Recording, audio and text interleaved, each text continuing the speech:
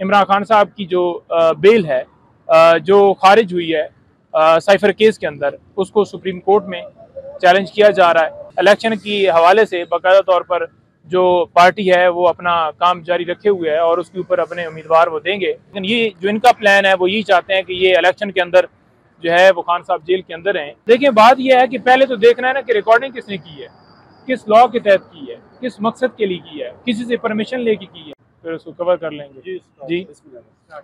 जी बिस्मिल्लाहिर्रहमानिर्रहीम। आज बेसिकली इमरान खान साहब की जो वाइफ हैं बुशरा बीबी साहबा, उनकी तरफ से पटिशन हमने इस्लामाबाद हाई कोर्ट में दायर की थी, जिसमें हमने ये गुजारिश की थी कि ये जो ऑडियो लीक की जाती हैं, फ़ोन टैप किए जाते हैं, घरों में डिवाइसेस लगाई जाती हैं और ये जो सिलसिला शुरू से चलता आ रहा है, लोगों को ब्लैकमेल किया जाता है, फिर वही ऑडियो जो हैं वो लीक कर चैनल्स को दे दी जाती हैं और फिर जो है FIA नोटिस भेजता है जनाब के आप आ जाएं और इसका जवाब दें। तो बेसिकली उस चीज़ को चैलेंज किया था कि ये बुनियादी इंसानी हकूक़ की जो खिलाफ वर्जी है इसको रोका जाए, कि कौन सी ऐसी एजेंसी, कौन सा ऐसा अदारा, किस लॉ के तहत ये रिकॉर्डिंग की जाती है और किस लॉ के तहत इस रिकॉर्डिंग को फिर रिलीज़ किया जाता है, सोर्स ऑफ इंफॉर्मेशन क्या है, किसने ये रिकॉर्ड किया, कैसे उसको चलाया और कैसे ये खुफिया तौर पर रखी जाती है और उसके ऊपर क्या मैकेनिज्म है। तो ये सारी चीज़ें इस्लामाबाद हाई कोर्ट के सामने रखी। अटॉर्नी जनरल साहब की तरफ से आज हमने देखा कि कोई वैलिड जो है रीज़न या कोई मुनासिब आंसर नहीं आया और उसके ऊपर उन्होंने कुछ टाइम मांगा है कि हम बाकायदा तौर पर पूछेंगे और इसके ऊपर रिपोर्ट या अपना जो भी कमेंट्स हैं वो जमा करवाएंगे। अदालत ने बड़ा वाज़ेह कहा कि आप प्राइम मिनिस्टर ऑफिस से या कैबिनेट से इसके ऊपर बाकायदा तौर पर जो है वो डिस्कस करें और इसके ऊपर एक बाकायदा फ्रेमवर्क होना चाहिए। ये कोई तरीका नहीं है कि आप एक प्राइम मिनिस्टर जो है उसके ऑफिस की ऑडियो लीक करते हैं, रिकॉर्ड करते हैं और फिर ब्लैकमेल किया जाता है। तो इमरान खान साहब के ऑफिस जब वो प्राइम मिनिस्टर थे तो वहाँ पर ऑडियो जो है वो लीक की गई। इसी तरह बीबी साहिबा और साबिक जो चीफ जस्टिस, उनके आगे ख़ानदान और सारे लोगों की वो लीक की गई, नजम साकिब की लीक की गई। तो ये सारा सिलसिला जो है ना इसको बंद करना चाहिए।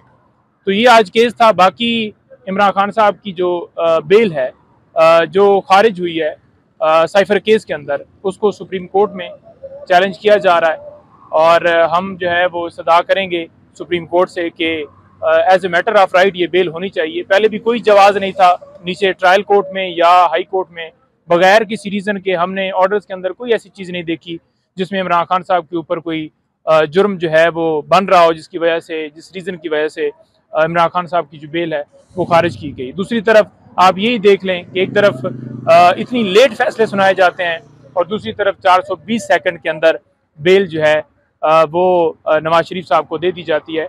तो ये जो इंसाफ का दौरा म्यार है, दौरा निज़ाम है, अदालतों के ऊपर इम्तिहान है और अदालतों को खड़ा होना पड़ेगा और इसके ऊपर स्टैंड लेकर फैसले देने होंगे। जी अच्छा पयोता साहब, एक तो ये बता दें कि जो पार्टी के रहनुमा हैं वो छुपे हुए हैं और दूसरे नंबर पे जो वकला हैं वो केसेस के अंदर मसरूफ़ है, लेकिन इलेक्शन कमीशन जो है वो इलेक्शन की डेट दे रहा है।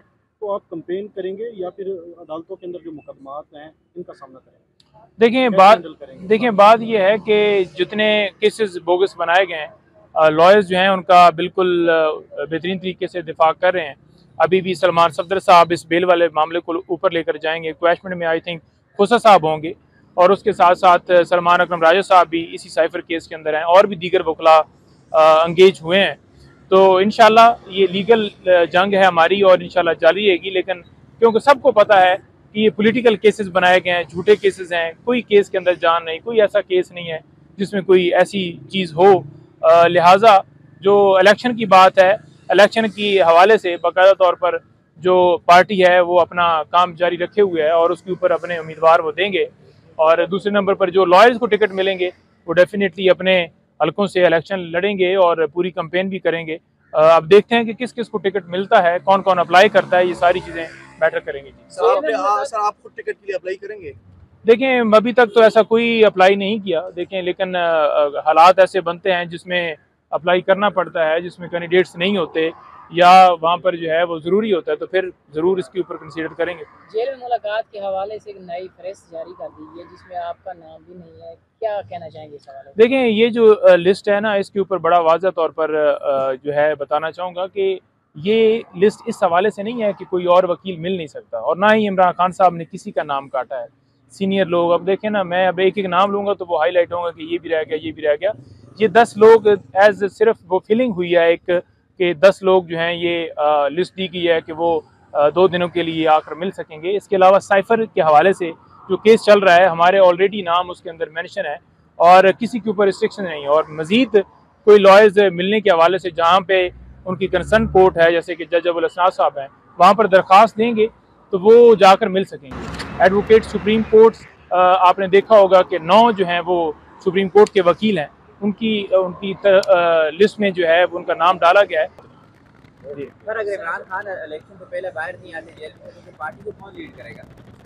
देखें, पार्टी को जो लीड देखें, इंशाल्लाह हमें पूरी उम्मीद है कि खान साहब एक तो बाहर आएंगे, क्यों नहीं आएंगे, लेकिन ये जो इनका प्लान है वो यही चाहते हैं कि ये इलेक्शन के अंदर जो है वो खान साहब जेल के अंदर हैं। लेकिन इस वक्त अदालत के ऊपर जो है, अदालतों के ऊपर जो है वो जिम्मेदारी आती है और उनको चाहिए कि वो देखें और इस चीज़ को देखें ना, मैटर ऑफ राइट जो है वो बेल मिलनी चाहिए। अब तक हमें समझ से बाहर है बात के अब तक बेल क्यों नहीं मिली। दूसरे नंबर पर लीड करने के हवाले से खान साहब ने खुद ही अपनी जो है वो कमेटियां बनाकर गए हुए हैं और जो भी उनकी इंस्ट्रक्शंस होंगी, जो भी जिस तरीके से होंगी, वो फिर देखा जाएगा जी। सर जी, सुप्रीम कोर्ट में अभी केस जा रहा है, तो कितने % सर आपको उम्मीद है कि वहाँ से बेल हो जाएगी खान साहब? सुप्रीम कोर्ट में केस जा रहा है, इंशाल्लाह हमें पूरी उम्मीद है कि बेल होनी चाहिए, क्योंकि केस के अंदर है कुछ। और एज बेल का मतलब ये नहीं होता कि बंदा जो है वो बरी हो गया है। बेल का मतलब ये होता है कि as a matter of right आपको बेल मिलती है कि आप सरेंडर करते रहेंगे, और उसका मतलब ये नहीं है कि आपको बेल मिल रही है तो आप लंदन भाग रहे हैं, बल्कि दूसरे केसेस भी हैं, ये डेफिनेटली गिरफ्तारी की तरफ जाएंगे। लेकिन इस केस के अंदर इतना बेल लटकाने का कोई मकसद नहीं था। और लिस्ट जो एक पॉइंट रह गया उसके अंदर ये है कि बुध को ये लिस्ट तैयार हुई थी, जुमरात को मेरी मुलाकात हुई थी, तो वो ज़रा क्लियर मैंने कहा आपको कर दूँ। सुप्रीम कोर्ट में कब एप्लीकेशन दायर करने जा रहे हैं सर? सुप्रीम कोर्ट में कितने % सर आपको उम्मीद है कि वहाँ से बेल हो जाएगी खान साहब? सुप्रीम कोर्ट में केस जा रहा है, इंशाल्लाह हमें पूरी उम्मीद है कि बेल होनी चाहिए, क्योंकि केस के अंदर है कुछ। और एज बेल का मतलब ये नहीं होता कि बंदा जो है वो बरी हो गया है। बेल का मतलब ये होता है कि as a matter of right आपको बेल मिलती है कि आप सरेंडर करते रहेंगे, और उसका मतलब ये नहीं है कि आपको बेल मिल रही है तो आप लंदन भाग रहे हैं, बल्कि दूसरे केसेस भी हैं, ये डेफिनेटली गिरफ्तारी की तरफ जाएंगे। लेकिन इस केस के अंदर इतना बेल लटकाने का कोई मकसद नहीं था। और लिस्ट जो एक पॉइंट रह गया उसके अंदर ये है कि बुध को ये लिस्ट तैयार हुई थी, जुमरात को मेरी मुलाकात हुई थी, तो वो ज़रा क्लियर मैंने कहा आपको कर दूँ। सुप्रीम कोर्ट में कब एप्लीकेशन दायर करने जा रहे हैं सर? सुप्रीम कोर्ट में एप्लीकेशन आज बिल्कुल इसके ऊपर तैयारी है। सलमान सफदर साहब ने बेल के हवाले से स्पेशली की हुई है, और मेरा ख्याल में वो जो ट्रायल के अंदर जो है वो फर्द जुर्म लगाया था, जो ऑर्डर यहाँ से वो कैंसिल हुआ था, उसको भी वो करेंगे उसके ऊपर स्टे के लिए। तो बाकी क्वेश्चन जो है वो खोसा साहब के हवाले से है कि वो उसमें वो जाएंगे। नहीं भाई, आप कह रहे हैं कि हमें समझ नहीं आ रही कि इमरान खान के लिए जमानत क्यों नहीं हो रही, दूसरी तरफ कह रहे हैं कि हमें इतनी पर उम्मीद है कि वो इलेक्शन से पहले बाहर आ जाएंगे। आप पर उम्मीद इस हवाले से कि आप अदालत में उनका अच्छा दफा करेंगे, आर्गूमेंट अच्छी तरह लेंगे जी। लेकिन दूसरी तरफ स्टेट ने पूरा निज़ाम मैनेज किया हुआ है, इसके ऊपर क्या कहेंगे? लेकिन अगर स्टेट ने निज़ाम मैनेज न किया होता तो अगस्त के भी तक उनकी जमानत हो जानी चाहिए साइफर केस में। देखें, बात आपकी ठीक है, और इसी तरह से मैनेज करके ये सारी नैब भी आकर बयान देता है, इसी तरह से आके FIA भी केसेस उन्होंने बनाए हैं, और पुलिस भी आपने देखा कि इन्वेस्टिगेशन टीम कभी रावलपिंडी के हवाले से सुन रहे हैं, कभी लाहौर के हवाले से सुन रहे हैं। तो ये सिलसिला तो है, जारी है, इसको एडमिट भी करना चाहिए। लेकिन बात यह है कि चीफ जस्टिस आप पाकिस्तान जो हैं काजी फायज ईसा साहब, वो बड़े उन्होंने मिलिट्री ट्रायल के हवाले से बड़ा जो है बोल्ड और ज़बरदस्त डिसीजन दिया है। तो देखें, उम्मीद जो है और दरवाज़ा जो है वो अदालतों को ही खटखटाना है। तो हम जाएंगे और हम उम्मीद रखते हैं कि अगर मेरिट के ऊपर ये सुनते हैं केस, तो फिर किसी सूरत बेल रुक नहीं सकती।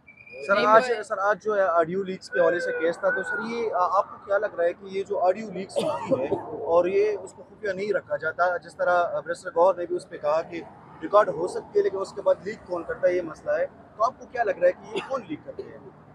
देखिए, बात यह है कि पहले तो देखना है ना कि रिकॉर्डिंग किसने की है, किस लॉ के तहत की है, किस मकसद के लिए की है, किसी से परमिशन लेके की है, कहाँ पर इस्तेमाल करने के लिए, क्या उसके ऊपर कानून है।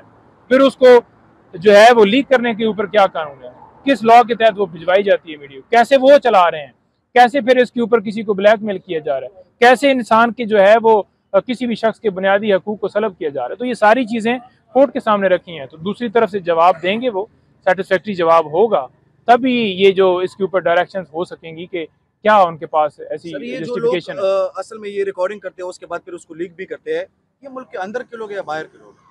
देखिए बाहर से आकर तो कोई रिकॉर्डिंग नहीं करता ना। आपके प्राइम मिनिस्टर ऑफिस के अंदर पीटीए ने आके जवाब देना है कि वो किस तरह से आकर रिकॉर्ड की जाती है और कौन करता है रिकॉर्ड, और फिर आगे कैसे भिजवाई जाती हैं, कैसे उसको सीक्रेट किया जाता है।